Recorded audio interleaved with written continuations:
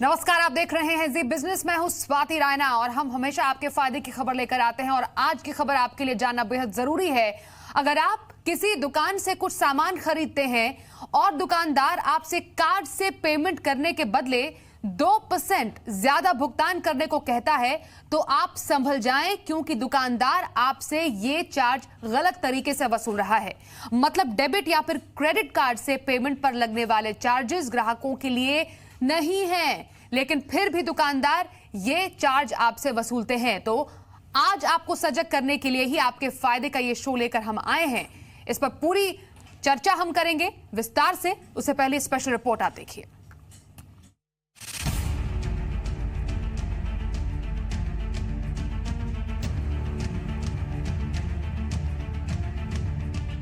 क्या आपको कार्ड से पेमेंट करना महंगा पड़ता है? क्या दुकानदार आपसे कार्ड से पेमेंट करने के बदले अतिरिक्त चार्ज वसूलते हैं? तो संभल जाइए, क्योंकि आपको लूटा जा रहा है। दरअसल कार्ड पेमेंट पर लगने वाले चार्जेस को लेकर सबसे बड़ी दिक्कत ये भी है कि अक्सर दुकानदार इसका बोझ ग्राहकों पर ही डालने की कोशिश करते हैं। ज्यादा दिक्कत ग्राहकों को ज्वेलर्स और मोबाइल फोन बेचने वाले दुकानों में आती है। ये जो आपके हाथ में फोन है, हाँ जी, अगर मैं खरीदना चाहूँ तो कितने में पड़ेगा ये? आपको 59,000 में पड़ेगा। 59,000। इसकी कीमत क्या है? ऐसे इसकी कीमत है 61,000। 61,000। मुझे कितने में पड़ेगा? आपको 59,000 में लास्ट पड़ेगा। 59। और मैं अगर कार्ड से खरीदता हूँ का बैंक हमसे लेती है।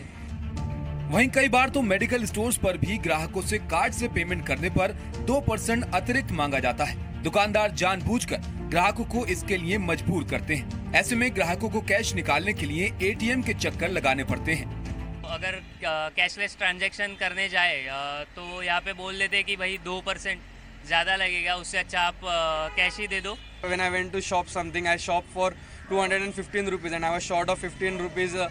He was not ready to waive off those 15 rupees, nor he was ready to take credit card, debit card or Paytm. Extra charge के नाम पर दुकानदार ग्राहकों को परेशान करते हैं, जबकि नियम ये है कि ऐसा कोई भी चार्ज ग्राहकों पर नहीं डाला जा सकता, क्योंकि कार्ड स्वैप मशीन लगाने का करार बैंक और दुकानदार के बीच होता है। दुकानदार जितने सौदे या जितनी रकम का सौदा करता है, उसके बदले में उसे बैंक को चार्ज देना पड़ता है। क्योंकि दुकानदार अपनी मर्जी से ऐसी मशीन लगवाता है, इसलिए ग्राहकों को 2% देने के लिए मजबूर नहीं कर सकता। आई थिंक प्रोएक्टिव बैंक्स के ऊपर ही है, बिकॉज वो मर्चेंट को जो अक्वायर किया है, वो रिलेशनशिप्स है, वो अक्वायरिंग बैंक्स के ऊपर ये काफ़ी रिस्पॉन्सिबिलिटीज जाता है। सो बैंक्स जो मर्चेंट को साइन अप करता है, there is a full stamp paper agreement with the merchant by that bank, और प्लस काफ़ी कुछ उसके अंदर क्लॉजेज अवरमेंट्स डाले होते हैं वो एग्रीमेंट्स के अंदर, जो वो मर्चेंट को फॉलो करने होते हैं।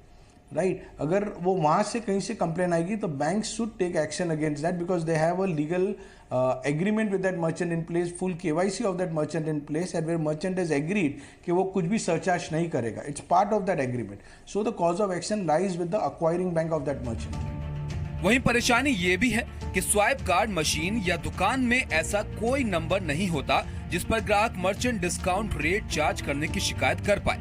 कई बार ऐसा भी होता है कि दुकान किसी और के नाम पर होती है और स्वाइप मशीन किसी और की होती है। ऐसे में बेहतर हो कि कोई डेडिकेटेड हेल्पलाइन नंबर या ईमेल आईडी हो जिस पर शिकायत की जा सके, क्योंकि स्वाइप मशीन लगाने वाले बैंक ही दुकानदार की KYC करते हैं, इसलिए उन्हें ही ऐसा हेल्पलाइन नंबर देना चाहिए। स्वाइप मशीन की यूनिक आईडी होने पर भी ग्राहक के लिए बैंक की शिकायत करना आसान हो सकता है। अहमदाबाद से केतन जोशी के साथ राहुल कुमार, जी मीडिया, मुंबई। जी बिजनेस ने आपके हक और फायदे की बात हमेशा से की है, आगे भी करता रहेगा। इसलिए जी बिजनेस ने इस बारे में रिजर्व बैंक को भी ईमेल लिखकर सफाई मांगी है कि आखिर ग्राहक इस स्थिति में कहां जाएं और किससे शिकायत करें। तो ये हम पूरे शो में भी समझने की कोशिश करेंगे। इस वक्त जो हमारे साथ तमाम गेस्ट मौजूद है इस पूरे शो में और बातचीत करने के लिए, उनसे परिचय करा दें। हमारे साथ कुमार राजगोपालन है, CEO हैं रिटेलर्स एसोसिएशन ऑफ इंडिया। हमारे साथ VK सूरी साहब है, बैंकिंग एंड फाइनेंस एक्सपर्ट है। साथ ही हमारे साथ श्रीराम खन्ना जी है, कंज्यूमर एक्टिविस्ट। आप सभी का सर बहुत स्वागत है, क्योंकि ये मुद्दा ऐसा है जहाँ शायद कंज्यूमर्स को ये पता नहीं चल पाता है कि जब वो बैंक के मतलब डेबिट और क्रेडिट कार्ड से शॉपिंग करते हैं तो क्यों उनको कोई दुकानदार कहेगा मैम या सर आप प्लीज कैश दे देंगे, इसमें ना 2% चार्ज लग जाएगा। तो इसलिए राजगोपालन जी मुझे ये बताइए, वो 2% चार्ज कंज्यूमर क्यों दे? क्योंकि अगर जो बैंक चार्ज है वो बैंक और रिटेलर्स के बीच की डील है जो आपको बैंक को देना होता है, तो व्हाई शुड कंज्यूमर्स पे for it? I don't think the consumer should pay for it at all, and I completely agree with you. क्योंकि अग्रीमेंट बैंक का और मर्चेंट के साथ में होता है, और अग्रीमेंट में ये साफ लिखा हुआ है कि ये जो चार्ज है वो कस्टमर्स के ऊपर लगाना ही नहीं चाहिए। हमारे जितने भी मेंबर्स हैं, RAI के मेंबर्स हैं, उनमें से कोई भी मेंबर जो है ये चार्ज लगाते नहीं है कंज्यूमर के ऊपर, क्योंकि this is not allowed anyway in the country. You cannot have a differential pricing for people कि जिसके पास कार्ड हो उसका अलग रेट है, जिसके कैश दिया उसका अलग रेट है, इज नॉट अलाउड। तो हम तो यही, हमारे जितने मेंबर्स हैं, पहले तो हम ये पूछते हैं कि आप सभी कस्टमर को बिल देते हो कि नहीं, और दूसरी बात यह है कि कानूनी तरफ से जो है आप चार्ज भी नहीं कर सकते अगर इसमें कोई आपको चार्ज लगेगा as MDR। Right sir. Rajagopalan ji, आप कह रहे हैं कि ये एक्चुअली सही नहीं है, पर लेकिन राजगोपालन जी, बिफोर आप अपनी बात भी कंप्लीट करें, हम काफी इंस्टेंसेस दिखा सकते हैं और अभी थोड़ी देर में दिखाएंगे भी। हमारे जो संवाददाता है उन्होंने एक रियलिटी चेक किया है, कैसे जो दुकानदार हैं वो कंज्यूमर से कार्ड पर पेमेंट के जरिए एक्स्ट्रा चार्ज वसूलते हैं। सर, आप कह रहे हैं कि ऐसा नहीं हो रहा है। जिससे पहले आप अपनी बात कंप्लीट करें, मैं एक्चुअली अपने व्यूअर्स को दिखाना चाहती हूं कि आप अगर कहीं पर भी जाते हैं, कैसे डेबिट कार्ड पर आपसे या क्रेडिट कार्ड पर आपसे एक्स्ट्रा चार्ज वसूला जाता है। ये रिपोर्ट पहले देखिए जरा। अभी भी बाजार में MDR जो है, मर्चेंट डिस्काउंट रेट, लोगों से वसूला जाता है, और कैसे किस तरीके से अप्लाई होता है, किस तरीके से ये इसका ट्रांजैक्शन होता है, ये समझने के लिए हम एक मोबाइल स्टोर पे हम मौजूद हैं। अक्सर आप जब कोई इलेक्ट्रॉनिक आइटम खरीदते हैं, यहाँ तक कि टायर या कुछ और सामान खरीदते हैं और कार्ड से पेमेंट करते हैं, तो MDR के रूप में आपको अतिरिक्त भुगतान करना होता है। भैया, अगर मैं कोई मोबाइल खरीदता हूँ और जो अतिरिक्त पैसा अगर मैं कार्ड के रूप में जब पेमेंट करता हूँ, तो कितना पैसा अतिरिक्त देना पड़ता है? कोई कस्टमर 2% देता है, कोई नहीं देता है। अच्छा। कोई कहता है कि क्यों दूंगा, गवर्नमेंट ने बोल रखा है कि फ्री में है। ठीक है। तो हमें मैक्सिमम कस्टमर देते नहीं है। अब कोई कस्टमर होता है कि जो दे देते हैं। अच्छा। ऐसे पूरे नहीं देते कोई भी कस्टमर। डेबिट कार्ड पे कितना है और क्रेडिट कार्ड पे कितना है? सेम ही है, 2%। 2%? जी, गवर्नमेंट ने बोला है फ्री है, कार्ड इस्तेमाल करो, प्लास्टिक मनी करो, इसलिए। फिर आप क्या तर्क देते हैं? कहते हैं कि जी हमारा तो चार्जेस कटता है, हमें तो कमाना 100 रुपये है। अगर 10,000 का मोबाइल लिया तो 200 रुपये तो वैसे ही कट गया, तो हमें कमाया गया 100 रुपये और एक्स्ट्रा जेब से ही चला गया। फायदा क्या हुआ? अच्छा, जो MDR कटता है वो फिर आप बैंक को पे करते हैं या बैंक हमें हमारे पैसे में से काट के देती है? बैंक आपके में से काटता है? जी। और आप चाहते हैं कि वो कस्टमर को उसका वहन करे? जी। बातचीत के आधार पे समझ में आया कि MDR जो है उसको लेकर, मर्चेंट डिस्काउंट रेट को लेकर कस्टमर से कई बार झगड़े भी हो जाते हैं, क्योंकि कस्टमर यही कहता है कि सरकार कह रही है कि डिजिटल पेमेंट को बढ़ावा दो, कार्ड के जरिए भुगतान ज़्यादा से ज़्यादा करें, और उसके बाद वो अतिरिक्त पैसा MDR के रूप में नहीं देना चाहते हैं। लेकिन जैसा कि हमने बातचीत करी मोबाइल स्टोर पे, 2% आपको डेबिट या क्रेडिट कार्ड पे वो शुल्क वो वसूलते हैं, और दावा ये है कि यही पैसा बैंक व्यापारियों से लेता है। लिहाजा ये जो वहन है वो कस्टमर पे बाईपास करना चाहते हैं। तो बैंक चार्जेस के नाम पर ये कंज्यूमर के साथ लूट नहीं तो फिर क्या हुआ? ये हमने आपको एक रियलिटी रिपोर्ट दिखाया, लेकिन दिल्ली की जनता पर भी इन चार्जेस की मार है। आपको सुनाते हैं दिल्ली वालों का दर्द। अभी मैंने रिसेंटली मोबाइल ले रहा हूँ, अभी इसमें दुकानदार कहता है 1% लगेगा, 2% लगेगा। इसमें प्रॉब्लम, नुकसान हमारा ही है। ये तो अनफेयर कर रही है सरकार हमारे साथ। तो कभी कभी हमें तो कैश देके निकालना पड़ता है, जिसमें हमारा 1-2% बच सके। हाँ, वो यही बोलता है कि बैंक वसूल करता है, बैंक हमसे 2% लेता है, 1% लेता है, लेकिन वो तो दुकानदार ही हम पे कर रहे हैं ना, कस्टमर पे कर रहा है। दुकानदार का तो कोई पे ही नहीं कर रहा। बैंक कमा रहा है इसमें, सरकार कमा रही है, नुकसान कस्टमर का हो रहा है। एक तो हम कार्ड से पेमेंट कर रहे हैं, ठीक है, और वाइट मनी दे रहे हैं और डिजिटल मनी दे रहे हैं, जब भी उसके बाद भी हमारे 2% लग रहे हैं। 99% गलत है जी। हमारा जितना बनता है हम उतना ही देंगे ना, एक्स्ट्रा क्यों पे करें हम? जिससे पहले मैं अपने बैंकिंग एक्सपर्ट और कंज्यूमर एक्टिविस्ट के पास जाऊं, कुमार राजगोपालन जी, बहुत क्विक रिएक्शन आपसे होगा। ये आपने रियलिटी रिपोर्ट देखी, हमारे जो रिपोर्टर्स अलग अलग जगह से लेकर आए हैं। एक्चुअली जो दुकानदार है सर, अपनी जो नुकसान की भरपाई कंज्यूमर से कर रहे हैं। शायद आपको इसके बारे में पता नहीं होगा, लेकिन ये हो रहा है। गलत है। नहीं, बिल्कुल पता है मुझे। मैंने तो यही बताया था स्टार्टिंग में भी कि हमारे जितने मेंबर्स हैं, RAI के मेंबर्स हैं, वो वसूल नहीं करते हैं इसको एडिशनली। इसीलिए इसका मतलब ये नहीं हुआ कि कोई भी वसूल नहीं करता। छोटे छोटे दुकान काफ़ी हैं इस देश में, और अगर दुकानदार को इसमें नुकसान होगा तो दुकानदार किसी तरह से उसको वसूल करने का सोचेगा। लेकिन अगर इस तरह से कस्टमर को डायरेक्ट वसूल करेगा तो वो गैर कानूनी है, और वो भी मैंने बता दिया था आपको। लेकिन बहुत से दुकानदारों को ये पता नहीं होता है और कस्टमर्स को ये पता नहीं होता, और ये गलत है। और मैं तो यही कहना चाहूँगा कि अगर चार्जेस बड़े लगे इस देश में और हमें अगर डिजिटल ट्रांजैक्शन बढ़ाना है, तो इस तरह से बड़ा चार्जेस लगाने में तो जो है दुकानदार भी 4 बार सोचेगा। अभी तो आपने ये देखा कि कोई कस्टमर से मांग रहे हैं, कोई कस्टमर से नहीं मांग रहे हैं। लेकिन अगर कोई दुकानदार खुद का प्राइसिंग करना रखे हो तो सोचेगा कि अगर मेरा इतना चार्ज लग रहा है तो मैं प्राइसिंग चेंज ही कर दूं पूरा का पूरा आइटम्स में। और किसी ने कैश में दिया, किसी ने कार्ड में दिया, लेकिन प्राइसिंग एक रहेगा।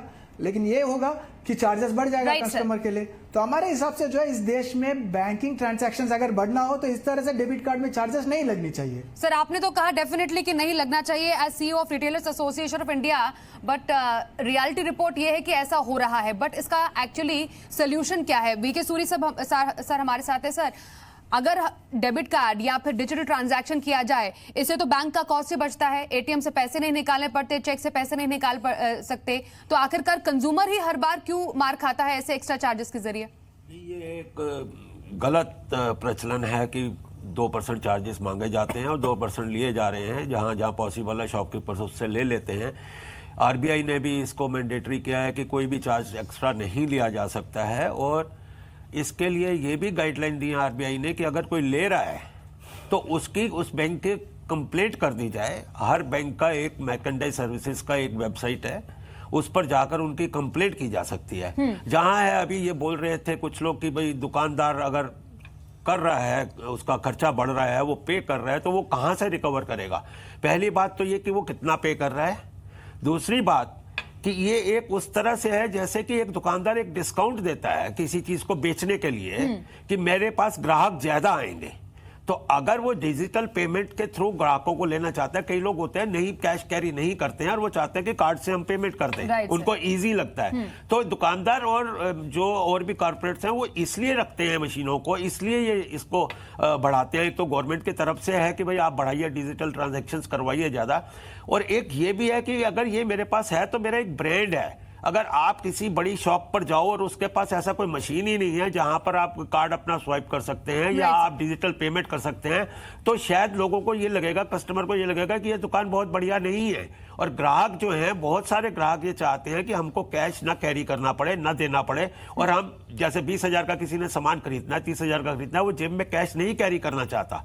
तो ये एक ग्राहक को अट्रैक्ट करने के लिए है ताकि उनका ट्रांजैक्शंस बढ़ेगा और जो उनका कॉस्ट एक्स्ट्रा पड़ेगा। शायद कई बार सर ग्राहकों को पता भी नहीं चल पाता, वो या वो सोचते हैं चलो 2% की ही तो बात है, 2% की तो बात है, लेकिन वो आप सोचिए ट्रांजैक्शन इतना बड़ा है तो 2% भी वो कितना ज्यादा मायने रखता है। लेकिन एक गलत बिल्कुल गलत है तो सर। गलत है, चाहे वो 2 पैसे की हो या वो 50,000 रुपए की हो, तो ये नहीं होना चाहिए। और रिजर्व बैंक ने स्ट्रिक्ट गाइडलाइंस दी हुई हैं इसके लिए, और कंप्लेंट का एक पोर्टफोलियो है, वहां पर किस जो भी चाहे वो कंप्लेंट कर सकता है कि ये आदमी मेरे से। श्रीराम खन्ना जी, राजगोपालन जी कह रहे हैं ये गलत है as the CEO of retailers association, लेकिन ऐसा हो रहा है। अब बैंकिंग एक्सपर्ट भी कह रहे हैं कि हाँ ये गलत है। अगर गलत है तो इसकी शिकायत कहीं पर हो सकती है कि हाँ मुझसे दुकानदार ने 2% एक्स्ट्रा चार्ज ले लिया है, और क्या मुझे मर्केंटाइल सर्विसेज की वेबसाइट पे हो सकता है। ऐसा है कि छोटे छोटे अमाउंट्स की लाखों करोड़ों पेमेंट्स ऐसे हो रही हैं रिटेल लेवल पे, और दुकानदार जो है वो प्रॉफिट के लिए बैठा है। जो भी खर्चा उसका होगा माल खरीदने में, स्टॉक करने में, इंटरेस्ट में, और भी किसी एम्प्लॉयज़ में, ओवरहेड्स में, वो खर्चा तो मार्जिन से निकालेगा ना वो। तो अब बड़े पैमाने पर जो लोग कैश से काम करते हैं वो ये डिजिटल पेमेंट में जाएंगे तो क्या होगा? जो मशीन आप देख रहे हैं ये कोई मुफ्त में आ रही है क्या? इसका पैसा भी दुकानदार को देना पड़ता है, या मंथली चार्ज के रूप में, या और नॉर्मली क्या करते हैं ये जो बैंकिंग कंपनीज हैं कि वो इस मशीन को देके और कहते हैं जी आपका रेट हो जाएगा 2%, 3%। कुछ दुकानें तो ऐसी हैं जिनका टर्नओवर कम है, उनसे 5% तक लेते हैं ये, ताकि जो खर्चा है इस मशीन को मेंटेन करने का है वो रिकवर कर सके। नहीं, वो क्या कंज्यूमर ही देगा? नहीं, एक मिनट, जो असलियत है वो हम पहले समझ लेना। कि असलियत यह है कि दुकानदार के ऊपर ये खर्चा पड़ रहा है मशीन को लगाने का। मशीन को मेंटेन करने का, उसकी रिपेयरिंग का, उसके इंटरनेट कनेक्शन का, और कोई ना कोई तो खर्चा बियर करेगा, बैंक तो करेगा नहीं, तो वो कमीशन से लेता था 2-3-4%। अब आरबीआई ने अगर इसको कैप कर दिया तो ये खर्चा कहां से आएगा? तो अगर ये खर्चा परसेंटेज में लिया जाएगा तो फिक्स चार्ज में लिया जाएगा। मतलब और जो यहाँ भी पर आरबीआई को स्टेप इन करना चाहिए। नहीं, आरबीआई को नहीं, देखिए इतना आसान भी नहीं है। हाँ। हर कंपनी अपनी मशीन अलग ला रही है। हाँ। क्यों नहीं एक स्टैंडर्ड मशीन बनाए जिसकी स्पेसिफिकेशन आरबीआई दे कि हर मर्चेंट एस्टेब्लिशमेंट पे एक तरह की मशीन होगी और हर कार्ड उस पर चलेगा, ताकि मशीनों की कॉस्ट कम हो जाए, उसको उसके मेंटेनेंस की, उसकी सर्विस की और हर दुकान के ऊपर एक मैंडेटरी हो जाए। जिस तरह वेइंग मशीन है मैंडेटरी, उस तरह डिजिटल पेमेंट मशीन। पर क्या वाकई इतना आसान है ये? क्यों नहीं आसान है? क्या क्यों नहीं इसमें आसान तो बहुत समय लग सकता है, बहुत इंफ्रास्ट्रक्चर लग सकता है हर जगह। अगर एक जमाना था जब बैंकों में कंप्यूटर हाँ, नहीं थे, हाँ। उस समय भी यही कहा कितना आसान है। अरे भाई, मनमोहन सिंह के जमाने में सभी बैंक्स का कंप्यूटराइज कर दिया गया। सूरी साहब, ऐसा पॉसिबल हो सकता है क्या? क्योंकि अलग अलग बैंक्स की मशीन होती है, डिफरेंट मोड्स हैं, लोग क्यूआर कोड के थ्रू भी कर रहे हैं, दूसरी मशीन्स भी ले रहे हैं, कई तरह की मशीनें हैं। ये एक स्टैंडर्डाइज कर देना बड़ा कठिन काम है। ठीक है, अच्छा सजेशन है अगर पॉसिबल है, लेकिन मैं इनकी एक बात से सहमत नहीं हूं खन्ना जी की कि दुकानदार कहां से उसकी भरपाई करेगा। दुकानदार किसी चीज को बेचने के लिए, ग्राहक को अट्रैक्ट करने के लिए 10% का डिस्काउंट देने के लिए अनाउंसमेंट करते रहते हैं, न्यूज़पेपर्स में देते रहते हैं, बड़े बड़े होर्डिंग लगाते रहते हैं, वो भी तो वो खर्चा करते हैं। बिल्कुल सर। अगर डिजिटल ट्रांजैक्शन के लिए, जो कि इंडिया की एक इस वक्त रिक्वायरमेंट है, अगर उसके लिए उनको थोड़ा सा खर्चा करना पड़ रहा है एक्स्ट्रा, तो इसमें कोई बहुत बड़ा बात नहीं है। ये भी ये देश के प्रति उनका एक योगदान होगा। सर, पर्पस यही था कि डिजिटल ट्रांजैक्शन को बढ़ावा दिया जाए, लेकिन उसके बावजूद अगर डिजिटल ट्रांजैक्शंस पर कंज्यूमर को ही चार्ज देना पड़े तो क्या फायदा? क्योंकि हर बार पिसता कंज्यूमर ही है। यहां पर हम आपको बताएं, इस बीच खबर यह है कि बेशक डेबिट कार्ड इस्तेमाल करने पर लगने वाला चार्ज को आरबीआई ने कम किया हो, लेकिन इसका चार्जेस पर विरोध जारी है। इस मसले पर अब ट्रेडर्स, मर्चेंट की ओर से किए जा रहे भारी विरोध के बीच सरकार इसके नए स्ट्रक्चर पर विचार कर रही है और नए स्ट्रक्चर में यह विचार किया जा रहा है कि चार्ज का कुछ हिस्सा सीधे बैंकों को दे दिया जाए और एक मामूली हिस्सा ही मर्चेंट या फिर कंज्यूमर को पास ऑन किया जाए। इस पूरी खबर पर और डिटेल्स लेते हैं मेरे सहयोगी प्रकाश से। प्रकाश, ये जो अब शायद ये लग रहा था कि हाँ, नए साल से शायद डिजिटल ट्रांजैक्शन से शॉपिंग करना या सस्ता हो जाएगा, लेकिन मर्चेंट जो है वो शायद इससे ज्यादा खुश नहीं है। क्या मिडवे निकाला गया है? देखिए, सरकार के सामने ये गुजारिश की गई है और ये कहा गया है कि अगर डिजिटल पेमेंट को बढ़ावा देना है तो जाहिर तौर पे जो एमडीआर चार्जेस हैं उसके ऊपर कोई नया स्ट्रक्चर बनाना होगा और इसको ख़त्म करना होगा। लेकिन जहाँ तक सोर्सेस के हवाले से हमें जानकारी मिल रही है, सरकार इस बात को लेकर एक योजना बना रही है कि एक नया स्ट्रक्चर डेवलप किया जाए और वो किस तरीके का हो, कैसा हो, जिसमें एक ये इशू है जिस पे विचार किया जा रहा है कि क्यों ना जो एमडीआर चार्जेज है उसका पूरा जो बोझ है बैंक मर्चेंट पे या कंज्यूमर पर पास ऑन करे। उससे अच्छा ये होगा कि एक हिस्सा बैंक्स को सीधे सब्सिडाइज किया जाए और कुछ पार्ट ही जो है वो मर्चेंट को पास ऑन किया जाए। दूसरी चीज़ ये है कि एमडीआर चार्जेस क्या हों, कितने हों और उसको किस तरीके से रेगुलेट किया जाए, उसको लेकर एक डिजिटल पेमेंट अथॉरिटी बनाई जाए, जो डेडिकेटेड डिजिटल पेमेंट अथॉरिटी हो, जो डिजिटल इंफ्रास्ट्रक्चर के अलावा जो चार्जेज हैं उसको भी रेगुलेट करे। इसके अलावा जो अहम चीज़ ये है कि जो कंप्लेंट्स हैं डिजिटल पेमेंट्स को लेकर, वो मर्चेंट की तरफ से हो या कंज्यूमर की तरफ से हो, उसको टाइम बाउंड मैनर में कैसे उसको उसका सोल्यूशन निकाला जाए, वो ये जो अथॉरिटी है उसको देखेगी। और अगर इसकी कहीं भी किसी की अगर दिक्कतें आती हैं, उसको टाइम बाउंड मैनर में अगर उसको कंप्लेंट का सोल्यूशन नहीं निकाला जाता है तो उसको पेनाल्टी लगाने का भी अधिकार दिया जाए। ये एक प्रस्ताव है जिस पे विचार किया जा रहा है और ये भी कहा जा रहा है कि सरकार आगामी बजट में इसको लेकर एक रोड मैप पेश कर सकती है। लेकिन इसमें जो कंज्यूमर्स पर जो अतिरिक्त चार्ज का बोझ पड़ता है, उससे कंज्यूमर्स को क्या फायदा होने जा रहा है? इससे, इस पूरे फैसले से हो सकता है? देखिए, सबसे अहम चीज़ ये है कि कोई भी मर्चेंट जो है वो चार्जेस अपनी तरफ से तो देता नहीं है, वो कंज्यूमर को पास ऑन करता है, कंज्यूमर को देना ही होता है। ऐसे में अगर मर्चेंट को एमडीआर चार्जेस का ज़्यादा बोझ जो है नहीं पड़ेगा तो जाहिर तौर पे इसका फ़ायदा कंज्यूमर को होगा, एक बात। दूसरी बात ये कि अगर डिजिटल पेमेंट की राह में सबसे बड़ा रोड़ा जो है वो ये है कि इससे रिलेटेड, ट्रांजेक्शन से रिलेटेड जो दिक्कतें होती हैं, जैसे एक ही ट्रांजेक्शन पर 2 बार पैसे कट गए, फिर उसको इसकी रिकवरी में दिक्कतें आ रही हैं, जो मर्चेंट है नेटवर्क प्रॉब्लम है या स्वाइप मशीन का जो इस्तेमाल कर रहा है, अगर उसमें किसी तरह की टेक्निकल दिक्कतें आती हैं तो बैंक 12 दिन या 15 दिन का समय लेते हैं उसको ठीक करने में। तो इस तरह की दिक्कतें आती हैं जो कि इंफ्रास्ट्रक्चर से रिलेटेड दिक्कतें हैं या रेगुलेशन से रिलेटेड दिक्कतें हैं, तो उसको लेकर ये अथॉरिटी जो है टाइम बाउंड मैनर में उसका सोल्यूशन निकालेगी। ठीक है, जल्दी इस पर पूरा स्ट्रक्चर तैयार किया जाएगा और मैकेनिज्म के तहत टाइम बाउंड सोल्यूशन निकाला जाएगा। पर राजा गोपालन जी, आप कह रहे हैं कि ये बिल्कुल लीगल नहीं है और आप ये चाहते हैं कि इस तरीके से कंज्यूमर से ऐसा अतिरिक्त चार्ज वसूला ना जाए, लेकिन जो रिटेलर्स या दुकानदार ऐसा कर रहे हैं, as retailers association of India जो है वो इस पर क्या कदम उठा सकती है इसमें?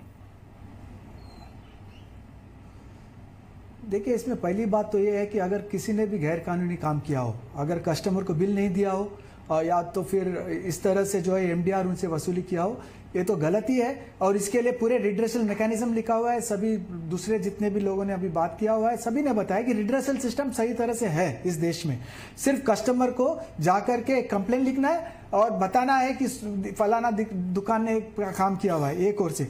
दूसरे हमारे ओर से जो है, मैं तो ये तो अपील करना चाहूंगा, नेशनल टेलीविजन में अपील करना चाहूंगा कि कोई भी दुकानदार जो है इस तरह से गैर कानूनी काम करनी ही नहीं चाहिए।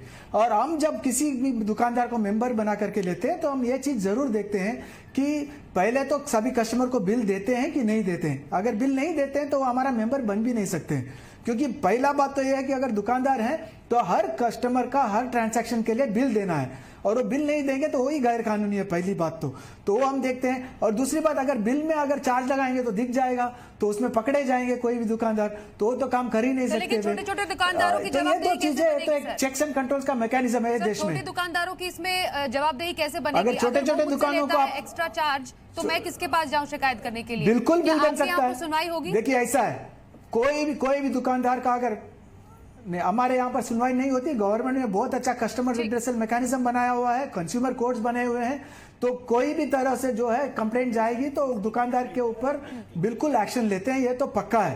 बैंक्स भी एक्शन लेते हैं इसमें, उसमें कोई भी संदेह नहीं है। ऑलराइट, यहाँ पर जो डेडिकेटेड जो जगह है जहां पर जाकर आप शिकायत कर सकते हैं उस पर हम चर्चा करेंगे, लेकिन उससे पहले रिपोर्ट जरूर देखिए आप कि रिजर्व बैंक ने कार्ड पर लगने वाले चार्ज की दरें बदली ताकि दुकानदार ज्यादा से ज्यादा डेबिट कार्ड का इस्तेमाल करें, लेकिन छोटे से लेकर बड़े दुकानदार अब इसके विरोध में उतर आए हैं।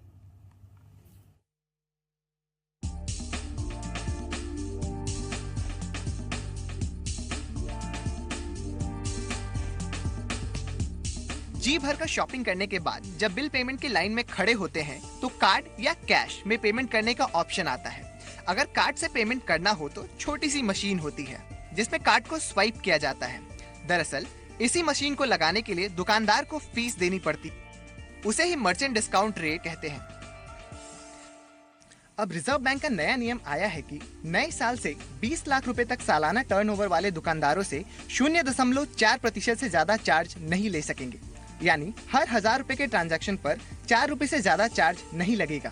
20 लाख रुपए से अधिक टर्नओवर वाले पर मर्चेंट डिस्काउंट रेट 0.9% तय किया गया है, यानी हर 1000 रुपए के ट्रांजैक्शन पर 9 रुपए से ज्यादा रकम बैंक नहीं मांग सकेंगे। This is intended to widen the network of merchant establishments which will accept this, the point of sales. We have been guided by twin objectives in this. The first is that the acceptance infrastructure will accept it more happily, and it should also leave money on the table for the stakeholders. दरअसल अभी merchant discount rate charge करने का system turnover के बदले प्रति transaction पर आधारित है। जैसे अगर कोई 1000 रुपए से कम की खरीदारी डेबिट कार्ड से करता है तो उस पर 2.5 रुपए का चार्ज है, जबकि 1000 रुपए से ज्यादा लेकिन 2000 रुपए से कम होने पर 5 रुपए चार्ज है। 2000 से ज्यादा होने पर 10 रुपए की सीमा है।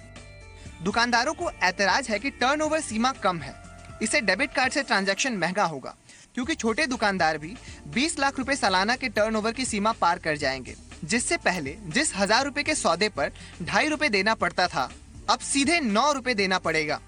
हालांकि जहां 2000 रुपए से अधिक के सौदे पर 10 रुपए देने पड़ते हैं वहां अब 9 रुपए ही लगेंगे। नरेंद्र मोदी जी का भी कहना है, हर एक स्पीच में हर एक सभाओं में कहते हैं डिजिटलाइज बन जाओ, पेटीएम से यूज करो, कैश का ट्रांजैक्शन कम करो, लेकिन यहाँ पे तो उल्टी बात हो रही है। आप आरबीआई के जरिए इस प्रकार का ट्रांजैक्शन टैक्स बढ़ा रहे हैं, तो ये गलत चीज़ है। ये इसका हमारा विरोध होगा। दरअसल मर्चेंट डिस्काउंट रेट की रकम में भी काफी बंदरबाट है।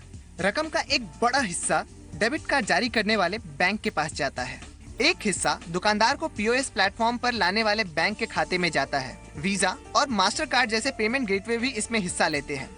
नेटवर्क सोल्यूशन कंपनियां भी फीस लेती है। इंडस्ट्री में भी इस बात पर लड़ाई है कि सभी पक्षों को बराबर हिस्सा मिले। जो इक्वल डिस्ट्रीब्यूशन होना चाहिए ना तीनों पार्टी को, एक्वायरिंग, इशूइंग, वो भी आरबीआई को ध्यान देना चाहिए। हमारा यही आरबीआई के साथ रिक्वेस्ट है कि प्लीज इंश्योर, बिकॉज अगर एक्वायरिंग साइड पे पैसा नहीं होगा तो टर्मिनल्स नहीं लगेंगे।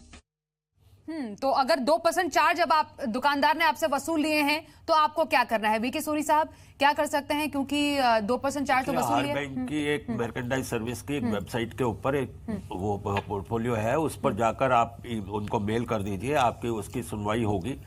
लेकिन ग्राहक को पहले वही रजिस्टर करना चाहिए। ये बात नहीं है कि छोटा सा 2% है मैं दे दूं। इजी गोइंग कैजुअल अप्रोच जो है वो सिस्टम को खराब करती है।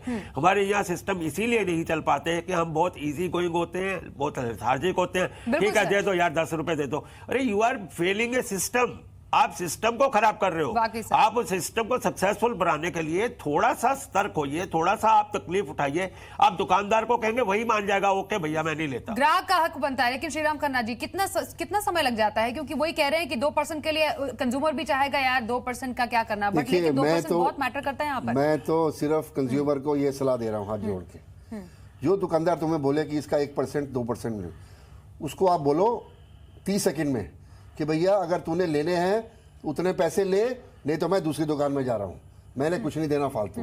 वो अपने आप 30 सेकंड में वो बोलेगा आ जाओ।